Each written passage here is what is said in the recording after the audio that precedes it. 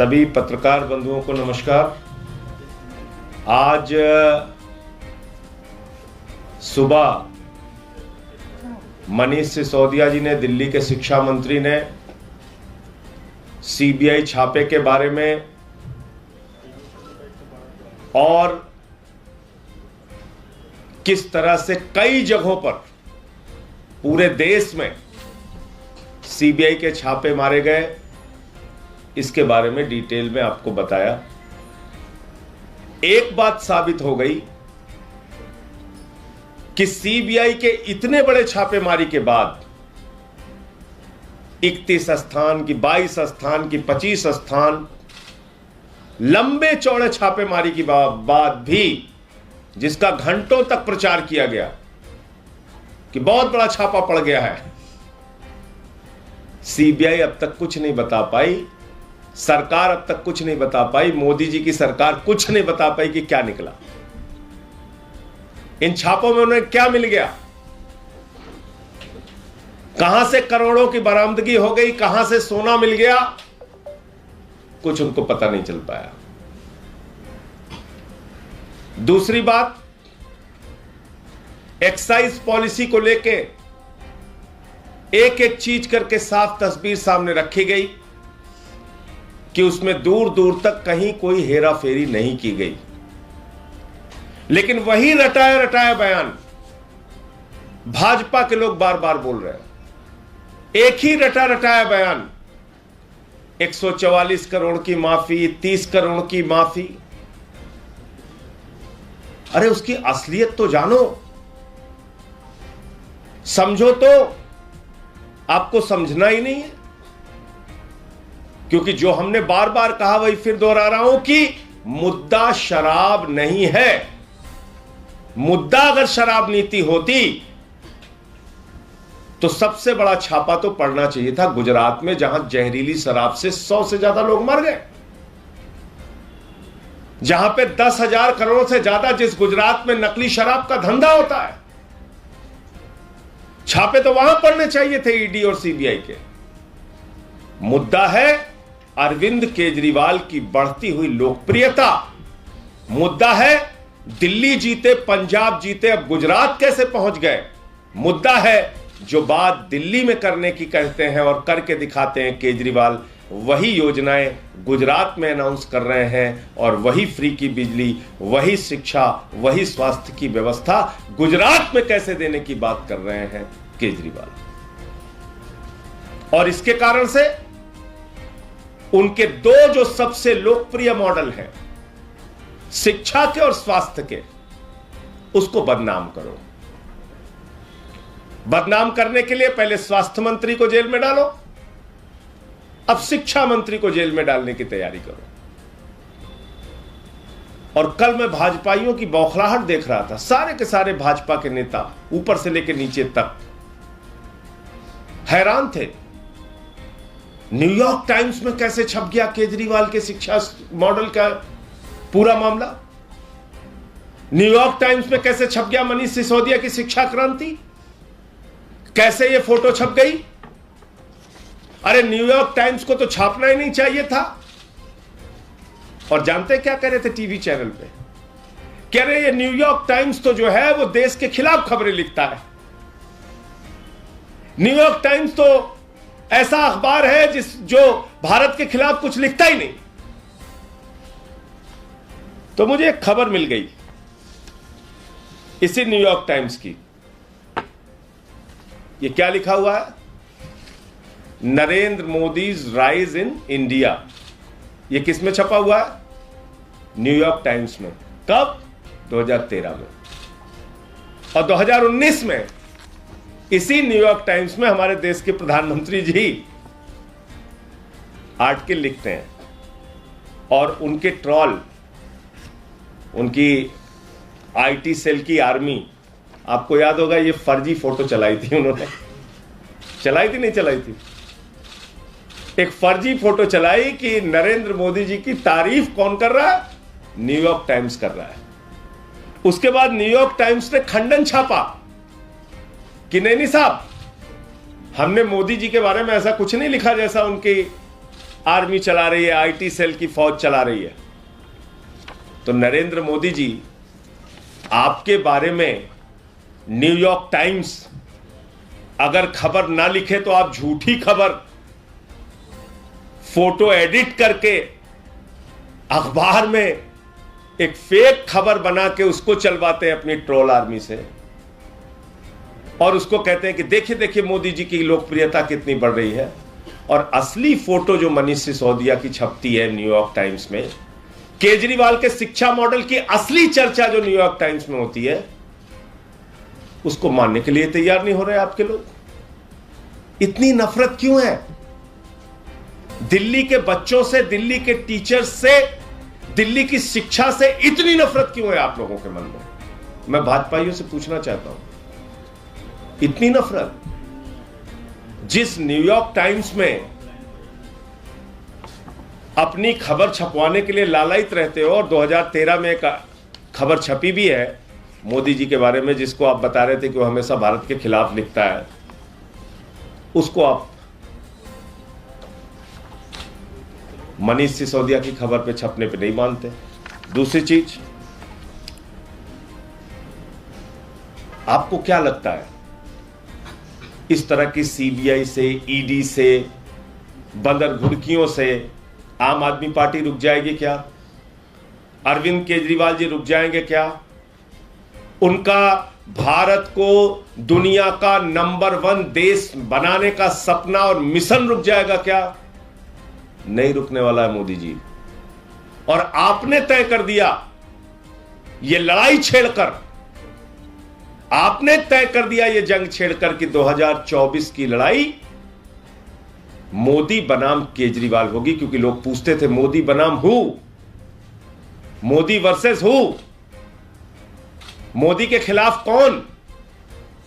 तो आपने खुद जवाब दे दिया, आपकी पूरी पार्टी ने जवाब दे दिया कि मोदी के खिलाफ अरविंद केजरीवाल। 2024 की लड़ाई मोदी वर्सेस केजरीवाल, 2024 की लड़ाई आम आदमी party versus Bharatiya Janata party. और अब आपके साथ कांग्रेस भी शामिल हो गई है, वो भी आपके साथ खड़ी हो गई है। अब एक एक करके मैं हमारे देश के मंत्री अनुराग ठाकुर जी ने एक प्रेस कॉन्फ्रेंस की, उसमें उन्होंने कहा कि दिल्ली में वो सरकार जो बुजुर्गों को तीर्थ यात्रा कराती है, जो माताओं बहनों को बस की फ्री यात्रा कराती है, जो निःशुल्क बिजली, निःशुल्क पानी, निःशुल्क शिक्षा, निःशुल्क स्वास्थ्य देती है, जो बुजुर्गों को, विधवाओं को, दिव्यांगों को 2 गुना 3 गुना पेंशन देती है, वो बेवड़ी सरकार है। ध्यान से सुनिएगा, शराब बेचकर किस राज्य में कितना राजस्व आता है, कितने धन की प्राप्ति होती है, उसका मैं आंकड़ा पढ़ रहा हूं, और आप अंदाजा लगाइए कि बेवड़ी सरकार कौन है। पहली बेवड़ी सरकार योगी आदित्यनाथ की सरकार, उत्तर प्रदेश की सरकार। कितना राजस्व आता है शराब बेचकर? 21.8%। दूसरी बेवड़ी सरकार कर्नाटक की सरकार। कितना राजस्व आता है भारतीय जनता पार्टी की सरकार को वहां पर? 20.6%। तीसरी बेवड़ी सरकार मध्य प्रदेश की शिवराज सिंह की सरकार। कितना राजस्व आता है मध्य प्रदेश में? 19.9% शराब बेच के बेवड़ों की पूरी फौज खड़ी करते हो और दिल्ली की सरकार को बदनाम करते हो। सारे भाजपा शासित राज्यों में दारू पिला पिला के 22%, 20%, 19% रेवेन्यू इकट्ठा कर रहे हो और बता रहे हो कि ये बेवड़ी है। खोज की जाए क्या कितने बेवड़े घूमते हैं भाजपा में, कौन कितने बजे दारू पीना शुरू करता है और कब खत्म करता है। चर्चा करोगे इसके ऊपर? बताइए आप, योगी आदित्यनाथ जी की सरकार 22% राजस्व शराब बेच के कैसे पैदा करती है? बताइए मध्य प्रदेश की सरकार 20%, 21% रेवेन्यू कैसे पैदा करती है? कर्नाटक की सरकार कैसे पैदा करती है 21% रेवेन्यू? और भी तमाम राज्यों के दिए हुए हैं। तेलंगाना में है 15%, आंध्र प्रदेश में है 11%, राजस्थान में है 14%, तमिलनाडु में है 5.8%, हरियाणा भारतीय जनता पार्टी की खट्टर की सरकार, कितना रेवेन्यू आता है यहां पे? कितना रेवेन्यू आता है? 13.7%, 14%। यह हरियाणा की खट्टर की बेवड़ी सरकार। आप टीवी पे बैठ के, चैनल पे बैठ के प्रेस कॉन्फ्रेंस करके कुछ भी बोले जा रहे हैं। 144 करोड़ माफ किया तो मनीष सिसोदिया को कितना मिला और इनको कितना मिला? अरे कुछ अता पता है? ये साउथ एमसीडी का अकेले में पढ़ रहा हूं, और पूरे एमसीडी का मिला के लोगे तो कोरोना के समय में करीब करीब टोल का 85 करोड़ रुपए माफ किया एमसीडी ने। 85 करोड़ रुपए। एक भी ईडी, एक भी सीबीआई गई एमसीडी के पास? पकड़ा एमसीडी के अधिकारियों को? पूछताछ हुई बीजेपी के नेताओं से? टोल वालों ने कहा भाई कोरोना के समय में लोग निकले नहीं, हमारा माफ कीजिए लाइसेंस फीस। 85 करोड़ रुपए एमसीडी ने माफ किया। फिर आउटडोर एडवर्टीजमेंट के लोग, वो गए एमसीडी के पास, उन्होंने कहा अरे भैया हमारा तो जो विज्ञापन लगा था उसको लोग देख ही नहीं पाए क्योंकि कोरोना लगा हुआ था, लोग निकले नहीं घर से। तो कितना माफ किया मालूम है? 100 करोड़ रुपए। कितना हो गया? 185 करोड़ रुपए। इसी तरीके से रेलवे ने माफ किया है, मध्य प्रदेश की सरकार ने माफ किया है, कर्नाटक की सरकार ने माफ किया है, हरियाणा की सरकार ने माफ किया है। ये सारे डिटेल अभी आपको दे देता हूं, चलाइए, दिखाइए अपने चैनल पे। कुछ भी बोले जा रहे हैं। 9,500 करोड़ रुपए के लाइसेंस फीस से 144 करोड़ रुपए माफ किया गया, लगभग 1.5%। तो वो महाभ्रष्टाचार हो गया, वो भी कोरोना के कारण। क्योंकि जिन लोगों को लाइसेंस मिला था उन्होंने कहा भाई कोरोना में हमारी दुकानें बंद रही, सबको राहत मिल रही, हमें भी लाइसेंस फीस माफ कर दीजिए। तो कह रहे भ्रष्टाचार हो गया, बहुत बड़ा भ्रष्टाचार हो गया। और 785 करोड़ रुपए के ठेके से, टोल के ठेके से 85 करोड़ रुपए माफ कर दिया गया, लगभग 10%। तो वहां कोई पूछताछ नहीं, वहां कोई भ्रष्टाचार नहीं हुआ। 5 लाख करोड़ रुपए चंद पूंजीपतियों का टैक्स घटा के आपने छूट दी उनको। मैं पूछना चाहता हूं 5 लाख करोड़ में कितना बीजेपी को कमीशन मिला? 10 लाख करोड़ रुपए चंद पूंजीपतियों का राइट ऑफ किया, कितना कमीशन मिला बीजेपी को? बताइए देश को। कराइए ईडी सीबीआई की जांच। करें 30 करोड़ रुपए लाइसेंस फीस वापस करके भ्रष्टाचार कर दिया। अरे भाई, एयरपोर्ट का एक ठेका निकला 235 करोड़ रुपए का।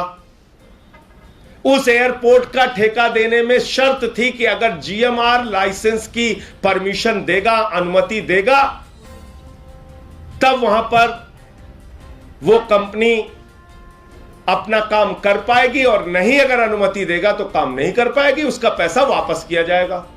यह टेंडर की शर्त में लिखा हुआ है। 30 करोड़ रुपए। अब उस कंपनी को जीएमआर ने परमिशन नहीं दिया, एक दूसरी कंपनी को परमिशन दिया। जिस कंपनी को परमिशन दिया जीएमआर ने, वो भी कोर्ट के ऑर्डर पे, जब परमिशन दिया तो उसने पूरा का पूरा पैसा 235 करोड़ रुपए दिल्ली सरकार को दे दिया। एक भी रुपए का रेवेन्यू लॉस नहीं हुआ। तो जिसको ठेका मिला ही नहीं, उसका पैसा वापस कर दिया गया, क्योंकि वो तो शर्त में लिखा था। कहां भ्रष्टाचार हो गया भैया, बताइए इसमें। कौन सा भ्रष्टाचार हो गया? इस प्रकार से झूठी बातें करके, इसलिए मैं फिर दोहरा रहा हूं, मुद्दा दरअसल शराब नीति नहीं है, मुद्दा है केजरीवाल की शिक्षा और स्वास्थ्य के मॉडल को बदनाम करना। मुद्दा है किसी भी प्रकार से देश का ध्यान बटाना। लेकिन कल भी बोला था, आज भी बोल रहा हूं, नरेंद्र मोदी जी, केजरीवाल अब आपसे रुकेंगे नहीं, उनका शिक्षा का मॉडल अब आपसे रुकेगा नहीं, उनके स्वास्थ्य का मॉडल अब आपसे रुकेगा नहीं। जो भी आपको प्रयास करना है करो। इस प्रकार के कामों से आपका कोई भला होने वाला नहीं है। हम लोग लड़ेंगे और सच्चाई के साथ मैदान में खड़े रहेंगे। आपने ऐसे बहुत सारे प्रयास पहले भी किए हैं, हताशा हाथ लगी है। तब जब केजरीवाल के दफ्तर पे छापा मारा था, कुछ नहीं निकला। तब जब मनीष सिसोदिया के घर पे सीबीआई का छापा मारा था, कुछ नहीं निकला। तब जब 400 फाइलों की सुंगलू कमेटी से जांच कराई थी, कुछ नहीं निकला। 40 विधायकों को गिरफ्तार करके जेल में डाला और बाद में कोर्ट से फटकार लगी कई मामलों में, कुछ नहीं निकला। तब जब आप एक सर्विसेज के मामले में सीबीआई की जांच कराते हैं, 3 साल के बाद कह देते हैं सत्येंद्र जैन के पास कुछ नहीं निकला। ऐसे ही हताश हो गए इसमें भी। परेशान मत हो, बाकी आप ड्रामे करना है कीजिए, कोई फर्क नहीं पड़ता। आपके कोई सवाल हो आप पूछ सकते हैं। आपने कहा कि ये शराब होता नहीं है, तो राजनीतिक लड़ाई और केजरीवाल के रास्ते को रोकना चाहिए। इस राजनीतिक लड़ाई में जैसा कि आपने कहा कि कांग्रेस भी सामने आ गई और दूसरी विपक्षी पार्टियां भी आपके साथ नहीं खड़ी हो रही है पॉजिटिव एजेंडे होने के बावजूद। कितना चैलेंजिंग है, कैसे इसको आप नेशनल लेवल पर? देखिए, हम इस बात की बिल्कुल चिंता नहीं करते और हम सच के साथ पहले भी खड़े थे, अब भी खड़े हैं। ये उन लोगों को तय करने दीजिए। जब राहुल गांधी और सोनिया गांधी पे कार्रवाई होती है तो ईडी सीबीआई का दुरुपयोग होता है। जब मनीष सिसोदिया केजरीवाल पे और सत्येंद्र जैन पे और आम आदमी पार्टी पे कार्रवाई होती है तो सदुपयोग होता है। तो इसका जवाब कांग्रेस से लीजिए। ठीक है, धन्यवाद। संजय जी, गुजरात जा रहे हैं सीएम और डिप्टी सीएम। डिप्टी सीएम का जाना गुजरात में किस तरह का संकेत देता है? नहीं, डिप्टी सीएम कई राज्यों में प्रचार के लिए जाते हैं पार्टी की तरफ से। उत्तर प्रदेश भी गए थे, पंजाब भी गए थे, उत्तराखंड भी गए थे, अभी हिमाचल भी गए हैं, गुजरात भी पहले जा चुके हैं। तो मुख्यमंत्री जी के साथ वो जा रहे हैं। हमने आपसे कहा ना कि बहादुरी से हम सारी परिस्थितियों का सामना करेंगे। इनकी बंदर घुड़कियों से डरने और रुकने वाले लोग नहीं हैं हम लोग। ऐसे बहुत सारे प्रयास ये कर चुके हैं और इस तरह से ड्रामे कर करके एक्सपोज हो रही है भारतीय जनता पार्टी, एक्सपोज हो रही है मोदी जी की सरकार। इनके पास उन लोगों के खिलाफ कार्रवाई करने के लिए कुछ नहीं है जो इनसे जुड़ जाते हैं। जो बीजेपी में चला जाता है वो राजा हरिश्चंद्र हो जाता है। 50-50 करोड़ के विधायकों की खरीद फरोख्त करते हैं, मंत्रियों का लालच देके, मंत्री पद का लालच देके सरकार बनाते हैं। भ्रष्टाचार के पुरोधा हैं ये लोग और ज्ञान दे रहे हैं हमें। हमने तो सारी बात खोल के रख दी, पूछे ना सवाल इनसे। संजय जी, एक सवाल और है। आज अनुराग ठाकुर ने भी थोड़ी देर पहले प्रेस कॉन्फ्रेंस की, और उसमें ये जब सवाल पूछा मीडिया ने कि आप क्या मोदी वर्सेस केजरीवाल की फाइट से डर गए, तो उन्होंने कहा कि 2024 में ऐसा कोई कंपटीशन ही नहीं। देखिए, वो तो 24 में पता चलेगा। ना तो ये अनुराग ठाकुर तय करने वाले होते हैं, ना मोदी जी तय करने वाले होते हैं। ये तो देश की जनता को तय करना है। हाँ, ये जरूर है कि भारतीय जनता पार्टी ने अपने कृत्यों से, मोदी जी ने अपनी घबराहट और बौखलाहट से ये साबित कर दिया है कि उनका विपक्षी नंबर 1 कोई है हिंदुस्तान में तो वो है अरविंद केजरीवाल। ये आरोप लगाया जा रहा है बीजेपी नेताओं द्वारा कि पार्टी के मुखिया और दिल्ली के मुख्यमंत्री अरविंद केजरीवाल ने अपने सहयोगी मनीष सिसोदिया को अबैंडन कर दिया है, उनके डिफेंस में खुल के नहीं आ रहे हैं। देखिए, ऐसा है कल भी अरविंद जी ने प्रेस कॉन्फ्रेंस की थी। पूरी पार्टी लगातार अपनी बात रख रही है, इनकी बातों का जवाब दे रही है। हां, यह जरूर है कि पूरा देश इस बात को देख रहा है कि किस तरह से पूरी की पूरी बीजेपी सारा काम छोड़ के, इस समय भाजपाइयों के पास कोई काम नहीं है, कोई ट्वीट कर रहा है, कोई प्रेस कॉन्फ्रेंस कर रहा है। हमारी तो मान लीजिए 2 राज्यों की पार्टी है, इन्होंने सारा काम छोड़ दिया, बोले सारा मंत्रालय बंद करो, देश की सरकार बंद कर दो, सारे राज्य की सरकार बंद करो, बस खाली केजरीवाल को टारगेट करो। तो लगे हुए काम पे, मेहनत करने दीजिए। तो कौन क्या बोलता है उसका बहुत महत्व नहीं है, पूरे देश को दिख रहा है साफ साफ कि मोदी जी ने खुद मान लिया, बीजेपी ने खुद मान लिया कि उनका अगर कोई विपक्षी नंबर 1 है तो वह अरविंद केजरीवाल, उन्होंने खुद से तय कर दिया। सर, मनीष जी का नाम बिगाड़ने की भी कोशिश हुई है, मनीष करके कुछ करके। अनुराग, देखिए, ये बहुत ही गलत बात है, बहुत ही दुर्भाग्यपूर्ण है। और अनुराग ठाकुर को शायद सिसोदिया वंश का इतिहास नहीं पता। राणा प्रताप जी के वंशज है, राणा सांगा के वंशज है, महाराणा सांगा के वंशज है मनीष सिसोदिया। और आप महाराणा प्रताप जी के वंशज, राणा सांगा जी के वंशज मनीष सिसोदिया का टाइटल हटा दे रहे हैं, नाम बदल दे रहे हैं। उनके वंश के लोग आपको माफ नहीं करेंगे अनुराग ठाकुर जी। किसी की हैसियत नहीं होनी चाहिए किसी का नाम बदलने की। अभी इतने ताकतवर नहीं हुए आप लोग। पहले सिसोदिया वंश का इतिहास पढ़िए, तब नाम बदलने का साहस कीजिए। सर, 2024 में पीएम बनने के लिए लोकसभा सांसदों की जरूरत होती है और अभी आम आदमी पार्टी के पास एक भी लोकसभा सांसद नहीं है और बीजेपी के पास में 300 से ज्यादा लोकसभा सांसद है। तो ये कैसे पूरा होगा? ये चैलेंज आप लोग इस तरह से लेने वाले हैं, किस तरह से पूरा करेंगे? क्या स्ट्रेटेजी? देखिए, आम आदमी पार्टी के पास 2 राज्यों में सरकार है। एक राज्य में हमारी पार्टी मान्यता प्राप्त हो गई है और 2% 2 विधायक वहां भी जीत के आए हैं, 6% से ज्यादा वोट मिला है गोवा में। गुजरात और हिमाचल में मजबूती से हम लोग चुनाव लड़ रहे हैं। पूरे देश में आम आदमी पार्टी का विस्तार बहुत तेजी के साथ हो रहा है और 10 सांसद हमारे राज्यसभा में हैं। मुझे पूरी उम्मीद है कि देश के लोग जिस तरह से महंगाई से, गरीबी से, भूखमरी से, अशिक्षा से, स्वास्थ्य की बदहाली से, केंद्र का बजट 2% स्वास्थ्य पे है, 2% शिक्षा पे है। यह असलियत है इनकी। तो सारे लोग जिनकी कमर टूट गई है महंगाई से, वो किसान जिनकी आय दोगुना करने की बात कह के उनका वोट हासिल किया गया था, वो बेरोजगार जिसको 2 करोड़ नौकरियां देने का वादा करके उनका वोट लिया गया था, वो व्यापारी जिसको टैक्स में राहत देकर उसके व्यापार को गति देने की बात कही गई थी, वो माताएं बहनें जिनको महंगाई से छूट देकर उनके चूल्हे को अच्छे ढंग से जलाने की बात कही गई थी, वो सारे आज दुखी हैं।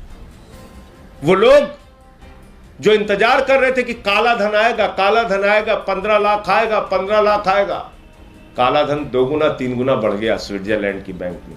वो सब खड़े होंगे और वो सब केजरीवाल जी के साथ आएंगे और भारत को दुनिया का नंबर 1 देश बनाएंगे। सर, एक सवाल आपकी ओर। सर, एफआईआर में काफी नाम आए हैं, जिसमें दिनेश अरोड़ा की बात करें, विजय नायर की बात करें, तो उनकी तस्वीरें बहुत वायरल हो रही हैं, मुख्यमंत्री के साथ भी, मनीष जी के साथ भी, इनफैक्ट आपके साथ भी, आपकी तस्वीरें भी बहुत सामने आई हैं। आने दीजिए, जांच करने दीजिए, पूरी जांच करने दीजिए, सारी जांच होने दीजिए। आखिर में क्या संबंध है उनसे, अगर आप जारी करें तस्वीरें? मैं कह रहा हूं आने दीजिए ना, सारी जांच होने दीजिए। हमने तो स्वागत कर दिया है सीबीआई की जांच का, करें।